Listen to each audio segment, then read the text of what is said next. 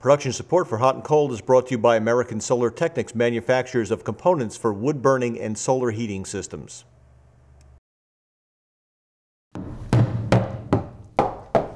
Hey, I'm Tom Gocze. This week on Hot and Cold, we're going to go into the archives. I got a program we did a while ago that is really cool. It's a radiant floor leveling job. We had an old bathroom where the floor was unlevel. I did it with tile and it was kind of wavy because I didn't level it up well. And we came back and we leveled it, but in the process of leveling it, we made it into a radiant floor. We killed two birds with one stone. We did synergy of home improvements, and this is the show. You're going to love it, and we got our friend Clayton Cole from Solar Technic Contractors doing the leveling.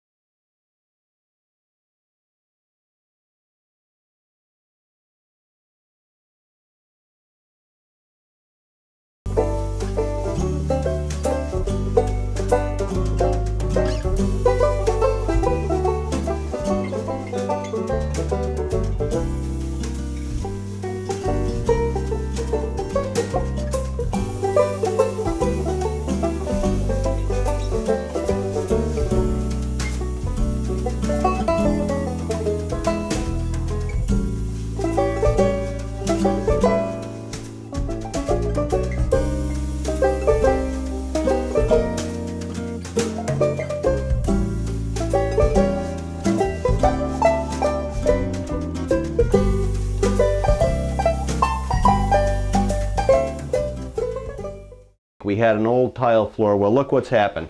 I've taken up the old tile floor. Those little 1-inch square mosaics were a bear. They were, every one of them fought me coming up. They all shattered. They flew stuff in my hair. I had ceramic tiles on my head, which maybe is a good thing. Maybe it'll help with the vibrations. Have to wear gloves when you take up old tile. I've come to appreciate that because I've got slices and dices. And I actually had a nice pair of leather gloves. I wore work gloves. I wore right through the fingertips, just scooping stuff up to throw it away. But that's done. And look what we have now. Done a couple things here. We removed the red pine floor that was on this area adjacent to this white pine, which was used to cover up when we first put the new plumbing in. So I removed the red pine from here over to the wall, and I've laid down radiant floor tubing. Now this is cross-linked polyethylene tubing, and it is called PEX tubing for short. This is 3/8 diameter. That relates to the inner diameter of the tubing is 3/8 inches. The outer diameter is about 1/2 inch. And I've nailed it down with wire staples that you use for Romex cable, which it works fine for here. Contractors have pneumatic staplers that allow them to go a lot quicker in doing this kind of application. This is called a staple on application because we're stapling on top of the old floor. It's kind of interesting in going through this. Apparently this section of the house used to be some kind of a barn or outbuilding, because I noticed that as I've done work here, the inside walls of the exterior walls, the inside of them, have boards on them.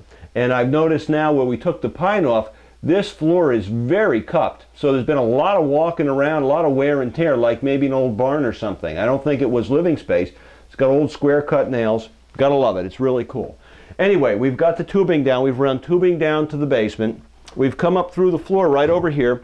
We're not going to have the radiator here anymore. We're going to have tubing. So this will all be open space and make the logistics of the bathroom a lot better. The question is, what are we doing to the floor? I mean, we got tubing down. That's great. But we have to put down, we have to encapsulate it in something. The floor is unlevel. So if we come across like that, well, we're not going to go quite that high. If we go down to about there, we're going to put about 1 inch, 1.1 of material. Now you can see here, that's about 1 inch, 1.1 there over the tubes, and then we're going to flow it out on that end, and it tapers down to almost 0 at that wall. So we're going to cover all this with leveling compound, and this will be covered with a product called Gypcrete. It's a gypsum cement that is a little bit lighter than concrete. It pours in, it pretty much self-levels, and we're going to put that on to encapsulate the tubes. And it'll be just like having a radiant slab right here. Well, it'll be a radiant slab, a very thin radiant slab here in the bathroom. The area where the tubes are will be warm. And I didn't do this area because it was going to be extremely difficult to do. And if you stop and think about it, where are people walking? They're stepping out of the shower onto the floor. They're standing in front of the vanity on the radiant floor. And adjacent to the toilet, we've got radiant heat. So that ought to work very well. Other aspect about radiant flooring is how much tubing do you use to make this all work? A square foot of radiant floor delivers about 30 BTUs per square foot. So what we need to do now is correlate the amount of heat that's delivered to the amount of heat that we lose through the building. So where do we have heat loss? We have this whole wall over here. We've got a window here that loses a lot of heat, and we have this outside wall, very small. And then we got, of course, the ceiling. These are relatively small heat loss areas. So I think we're going to be able to get away with a very petite radiant floor system because of a very small heat load in this particular part of the house. What else did we do? Is this all we did? No, there's more. We had to patch all the cracks. We filled everything. There was a hole here for the radiator. Put a piece of plywood over that. We've got everything taped or caulked because this is a flowable material. We're going to flow this material over all the cracks, and we'll see that in just a few minutes. Look what I'm doing. I'm painting the floor. This is a primer we're putting down to help bond, make the gypcrete bond to the floor, to the walled wood floor. And it's a latex material, and you can see it's mostly water-based, or mostly water, I should say. And we just want to saturate the substrate. Doesn't hurt the tubing, obviously. And you can see it's wetting it. And it's just if you've ever done a tile job where you have the latex additive, this is the same concept we're going for here. So we'll get this all down, and then we're going to start mixing up the material. Now the kicker here is we're going to go right over this built up area as well with maybe about 3/8 of an inch just as a floor leveler. So all that roughness that we have from having to chisel out all those foolish old tiles will actually help to bond the leveling material to the floor and keep it from cracking. And of course, cracking, while it's not a nightmare that's going to create terrible problems, nonetheless is something that we want to try to avoid. And you can see I've caulked the edges and we've taped things so we don't have stuff going through the floor when we pour it. But let's finish this up because it's got to take about a half hour to set, and then we'll be ready to do the next part. Well, we got the primer down, and we have Clayton Cole here from Solar Technic Contractors. And Clayton, you're the radiant floor guru, and we have got here the product name is Thermofloor. Thermofloor. Formerly known as Gypcrete. Okay. The manufacturer is now called Maxon. Okay. They changed their name 4 or 5 years ago to help distinguish between the various products they offer. They offer one product that's called Gypcrete, but they offer 4 or 5 additional products that have higher densities and stronger surfaces on them that are more appropriate for different applications. So they wanted to, out in the trade, I guess, help distinguish between these different products. So the Thermofloor underlayment is formulated specifically for radiant floor applications. Most gypsum underlayments could potentially call it calcination over time, where in contact with tubes over 150 degrees could start to break down. So the addition of this calcination inhibitor allows it to resist the temperatures as high as 145. Okay. So what do we do to get started? Well, we're going to take a bag of Gypcrete and 6 gallons of water, mix it up in our mixing drum here, add sand to it, and then dump it on the floor. That sounds pretty easy. We may have to repeat this process to get the yield we need. Okay, so you put the water in first? Or? Yeah. We like to add the cement to the liquid, so I'm going to start with the 1 5-gallon pail here, and then we'll add another gallon.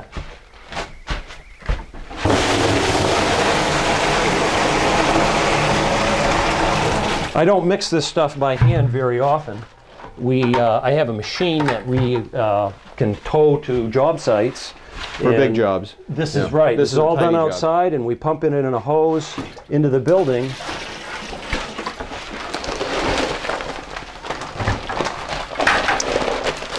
Yeah. 80-pound bags. Yeah.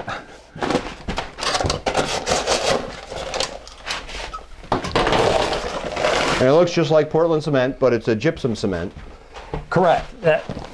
It is a little less dense than Portland cement. So you want to go ahead and operate the...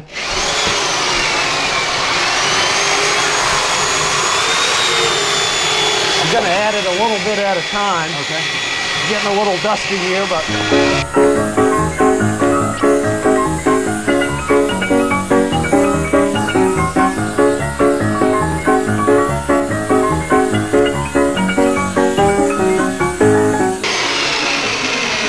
Put sand in now. Yep. Keep it going.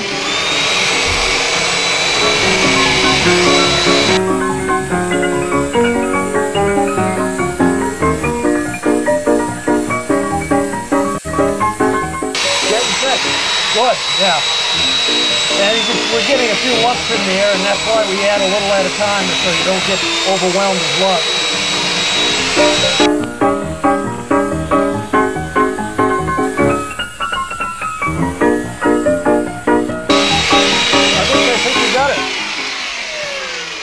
And that is a pretty good gypcrete consistency. Yeah. You can see some grit in there. Mm-hmm. So you're trying to get everything in suspension. Correct. Evenly. Yeah. And if we mix it too wet, all the sand will sink right to the bottom and produce a chalky surface when it hardens. Okay. We'll put that over there. So what do we do next? Now we are going to dump it on the floor. Wow. I'm going to walk around to the other side so I can use my rake to help get it to the other end of the room. Now do we carry it in or just tip it from the I think that what we want to, just tip it right in here. Let me flip that. Hey, it's heavy. Yeah, you are kidding. Okay.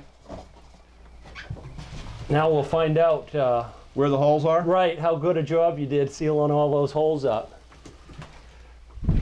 All right, that's good for now. I'll try to move some of this down to the other end of the room.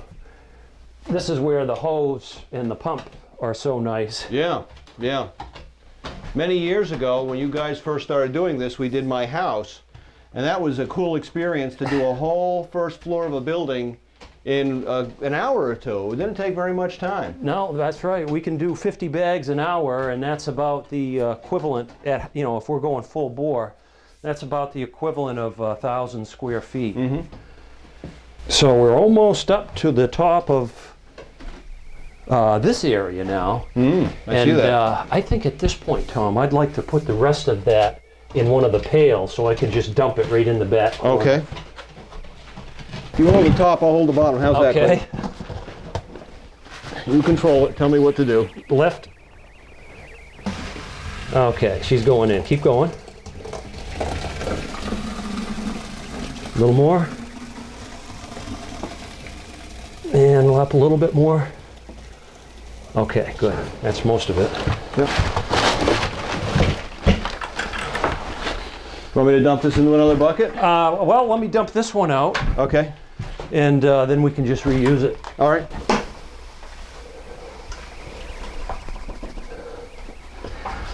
Now, I normally will put screw eyes in my screed, which I can screw in or out. Yep. To get the exact depth that we want, but since this is a floor leveling application, if I used a screw eye, we would duplicate the existing contour, and we're trying not to do that. Right. So I'm kind of floating freestyle here. Fortunately, we've got some stops that we're working with, but we really don't want much to. Well, we can go up because we're going to have a threshold on these doorways, so we'll mask any height elevation after we're done. Okay. I'll hide that. But, okay, so we're not necessarily going to the top of the strip, though, right? No. That's just a randomly sized piece that you that was a piece of wood that was in the garage. Okay. So, as I recall, when you laid your level on here, you had it... It'd be about a 1/4 inch higher, I think, than what that is. So we'll go up onto that parquet flooring just a little bit, won't we? And I should mention that this is workable, so if you find that it's too thick or it's humped up somewhere, it's easy to braid it down slightly to... This gypcrete is? Yeah. Well, yeah, but I don't want you to have to... No. My goal is that once this hardens, you can set your tile rate on it. Yeah. If I do my job right, you should be able to do that. Okay, I guess we can take what's left in the bucket and dump it right in the doorway there. Yeah, Okay. some over this way and some in the corner where there's nothing. Very good. This is nice to work with. Boy, I guess we can just about put it all there. Yeah, go ahead, because we're going to have to mix some more up there? anyway. And it's amazing. We just used the equivalent of, I'm going to say, probably about 20 gallons of material on the floor. And if you had attempted to do this whole thing with the bags of floor leveler, well, those 2 bags wouldn't have gotten you very far, right? Yeah, and it's surprising. It's expensive too. It's I think floor leveling compound is much more expensive than this. Oh yeah. And this is more expensive than concrete, but right. We can do things with this that very difficult to do with concrete. Yeah. I've done radiant floors with concrete, and I have to tell you, having worked with this and worked with concrete, this is the preferable material. And it's much more forgiving, and as you can see, is almost completely self-leveling. Well, that's a term we get a lot, and when I think of self-leveling, I think of water. Yeah. But you're pretty darn close, though. Look at how that's filling in. That's a lot more self-leveling than concrete is, certainly. Mm-hmm. And I guess by self-leveling, what I think we really mean by that is you don't have to trowel it. Yep. We float this material, and then it will, assume a pretty smooth surface without a lot of hand troweling or power troweling. Obviously, you can see if you tried to put a power trowel on this, it would sink. Yeah. And in about an hour, it'll be hard enough to walk on practically. So the appearance is similar to concrete, but that's where the similarity kind of ends. Mm-hmm. Okay, at this point, I'm going to step back out with you, Tom, and we're going to mix up a smaller portion of some more. Clayton, this is barrel number 2. This is a little bit... yeah, good. A little bit... That's the strainer. That's the strainer we got. We don't need that, do we? Put that over there. This is a lighter... You use a smaller diameter sand, a really fine sand, to go over that area that we didn't cover yet, because that's not going to be very thick. Let me... In fact, I think we want to use this bucket. Okay, this thing I'm going to get out of your way. Show the bottom of your shoes. You got the special shoes on. You got a special shoes for this job. They're cool. No footprints. I gain a lot of attention on job sites with I these. bet you do. I bet you could sell those to teenagers. Okay, let's see if we can get some in the bucket. Okay, I think... Let me do the same deal where I get underneath again. Okay. Okay. You watch the front. I got... Good. Keep it coming. All right, that's good. That's pretty watery looking. Yeah, that's what we want. Then it is. That's what we need to have for these thin areas.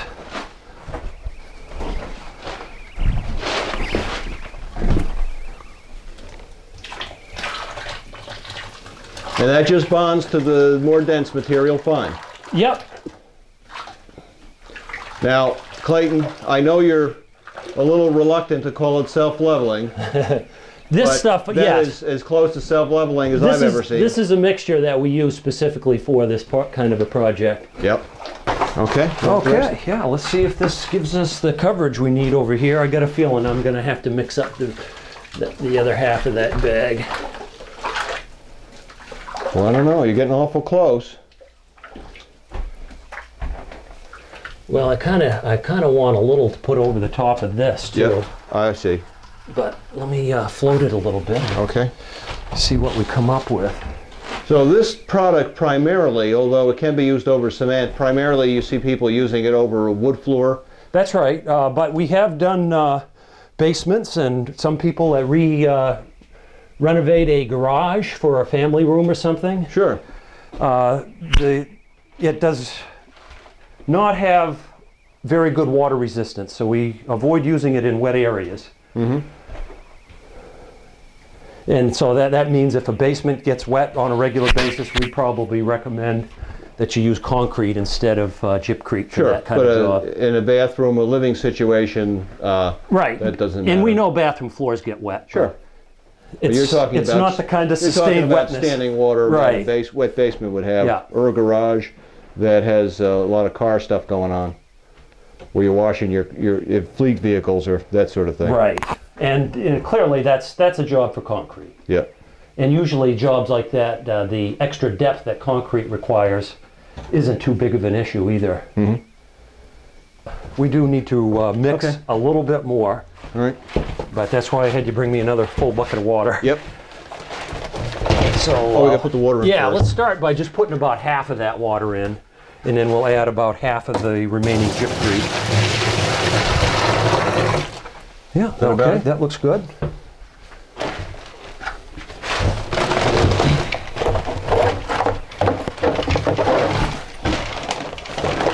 Okay, I'll do the honors this time. Oh boy.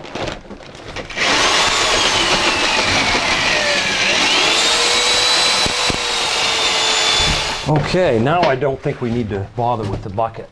Okay. I'll just step back in the room and you can commence to pouring some in right in the doorway opening. All right. Let's start with about half of it, Tom. Okay.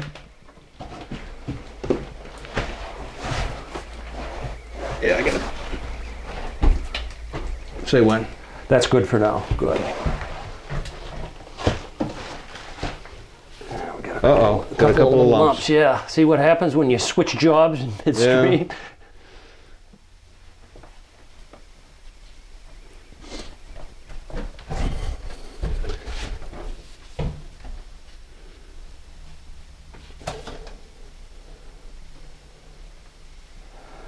I also have a 5-foot screed, which allows you to cover a broader area and get things a little flatter, but obviously it doesn't fit in a room like this. Yeah.